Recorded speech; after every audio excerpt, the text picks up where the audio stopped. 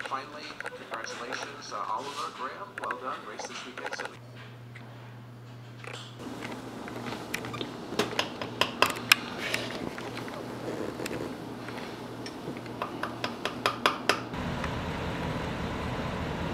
you have anything, any plans for today? I think I'm just gonna sit here on this generator box and sunbathe. What's the weather like in winter today? No clue. Don't want to know either. Don't intend on checking. Something tells me it's nothing like this. Any final thoughts before you come back huffing and puffing? No. Nothing. Too early for thinking.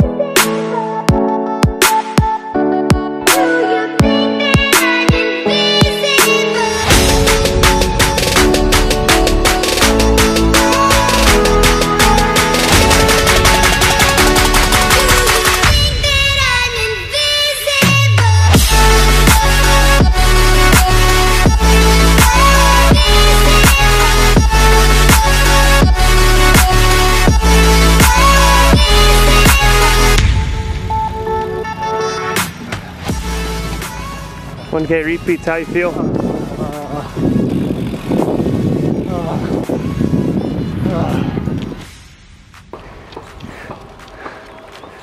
Oh my God.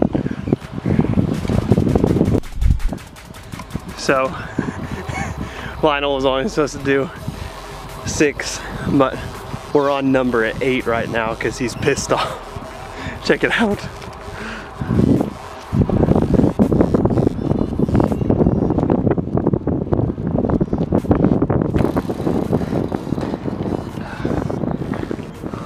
How was it? Oh, painful, very painful. What'd you do?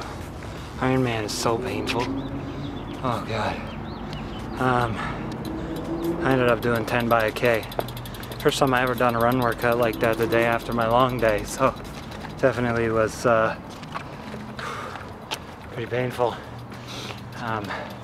Still a lot of adaptation to occur. I can't force anything. I gotta just kind of, at this stage, I have so many new stimuli, I guess, that times and all this sort of thing aren't super important. It's more about am I in the right effort zone, and today was a VO2 max effort for sure. I'm still very weak. Feel very weak right now on the hills, and you know, coming off the treadmill with no incline, you start going up the way back, the final 10K on the way back, solid about half to 1% grade. that's a lot of running with a bit of force required. So my muscles still feel pretty weak. So there's definitely some adaptation still to occur, but we're still over 5 weeks out from the first race, so things are definitely moving in the right direction, and slowly but surely we'll get fit. Oh God.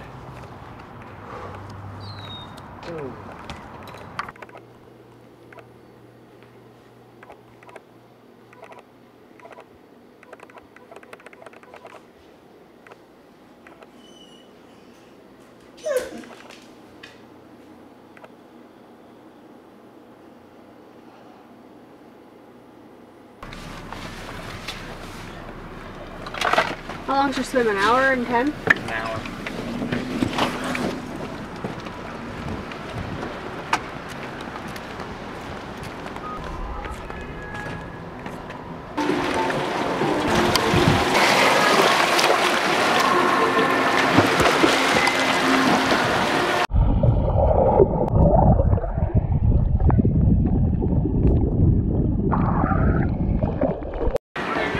They used to give Oreos when you got here, but now they've taken them away. Something about like a sugar tax or something. It's lame. Yes. Tell us a little bit about your new swimming pool training ground. As you can see, vast, beautiful mountains in the background. Lots of open lanes. And even when you swim like me, you still feel good when you get out and you look up at the mountains and you realize how small you are and how irrelevant you are. So.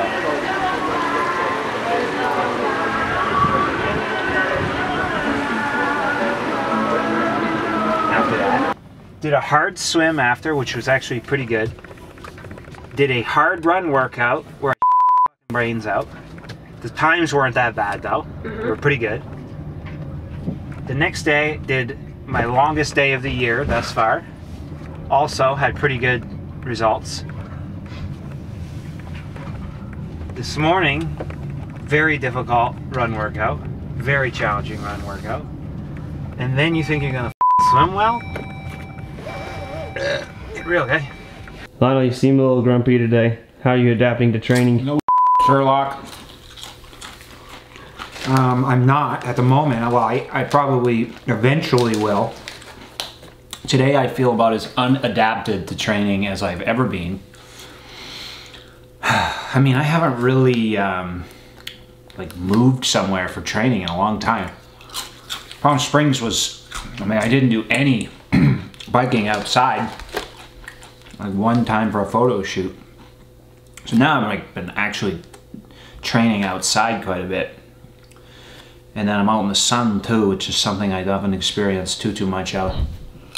So I'm training hard, I'm training more. There's just so much stimulus. So yeah, my body is in need of some absorption time, some adaptation time. We've had the stress of traveling here, 30-hour car ride. Had a couple of commitments to take care of. Travel didn't go too well. So it's just a perfect storm of stress. And then I'm another year older, unfortunately. I'm an old man now. I used to be able to rebound pretty quickly from, you know, a stressful day or a stressful travel day, but unfortunately, I think those days may be a little ways behind me now. So that's all fine. I think as well, I have to sort of learn to deal with a changing body too. And so maybe you need a little more rest. Maybe you can't ask for those massive sets nearly as frequently. But anyways, long story short, the training is going really well. I'm just absolutely dead. But hopefully, I mean, I know from experience that in a few weeks' time, I'll be less dead. In a few more weeks' time, I'll start to feel good. And then I start to get that feeling in my legs like I could push through a brick wall. And then we know it's time to go race. Before Kona, you were pretty much plant-based, vegan, all that. What does your diet look like now, and then how are you able to change your diet and not be so prone for injury? How do you stay from being uninjured? Do you this in your body, or how do you stay uninjured with the diet as well? I mean, fortunately,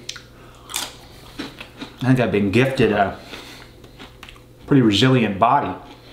That's probably the #1 reason I stay injury-free. Last time I had an injury was 2.5 years ago or so, and I've beaten the hell out of myself and taken no care of myself. And then I also was starving myself for a while, so it's a pretty resilient body, fortunately. In terms of, you know, Kona 2018, yeah, I was just messing around with like a million different knobs, and one of them happened to be nutrition. And I mean, I'm not gonna say blame really any of my 2018 performance on my nutritional decisions. I probably maybe had just was insult to injury, but had very little impact on the overarching problems.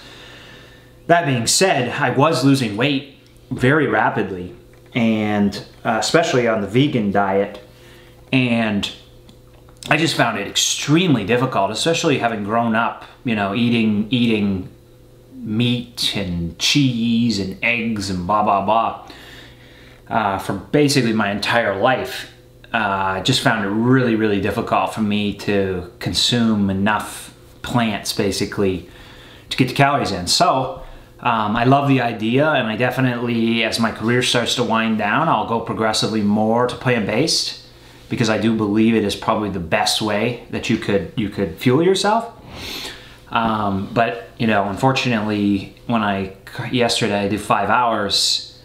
Pretty lazy, and I like don't have much energy to eat, so I'm eating, you know, trying to eat pretty dense things, which cheeses and you know, high fat meats and stuff is pretty good for that. And so that being said, I still want to be part of the movement, and so I actually learned this, or got the idea, from Joe Gambles when we had this conversation. And he suggested, well, why don't you try, in the beginning, you try 1 vegetarian day and then 6 days of whatever you want. And then over time, maybe 2 and 3 and 4. And so that's what I'm doing now. I'm striving to do 1 vegetarian day a week, and then 6 of whatever. And then some weeks I find myself, like 1 week, for instance, I ate 5 days vegetarian. That was a pretty low volume week. And so, you know, on those weeks, I think it's fine for me. But anyways, that's what I'm doing. It's perfect. I'll be in phenomenal, like 40K time trial shape. So what'd you get? Look at that, baby. UCI Cat 4, I think, membership. That's right, baby. Starting my cycling career right now. UCI category, elite. Oh, snap. I am going to do the Canadian National Championship this year of time trialing. When is it? Weekend after Mont Tremblant, 70.3. Are you not going to get destroyed? F*** you. How can people continue to follow your journey and what you're doing right now? I think they can just follow you, I guess. And if they follow you, then I guess they'll know probably. No, just tell them to subscribe to your YouTube channel. A good sense of what I'm doing. Say, how can people follow your journey? People can follow my journey by, hold on, let me read this cue card back here. By subscribing to my YouTube channel and hitting the like button on Facebook. Is it a like button? Yeah. There's a like button? Yeah, Hit the like button on Facebook. And are we on Twitter? No, not anymore. On Instagram. That's old. On Instagram, hit the like button. And the heart. It's a heart on the Instagram. heart button. And if you do those things, maybe it'll send you an update or something. I don't know how it all works. No, their wildest dreams will come true. Ah, yes. The wildest dreams will come true. You'll win a free trip to Disney World, all expenses paid, and guaranteed to put at least 200 watts onto your FTP.